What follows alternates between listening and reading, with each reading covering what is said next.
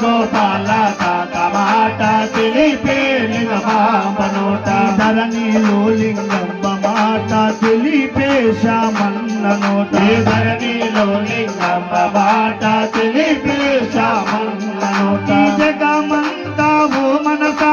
రంగైన బొమ్మలాడి జగమంతా ఓ మనసా రంగైన బొమ్మలాడి జగమంతా ఓ జీవా పంచరంగుల బొమ్మలాడి జగమ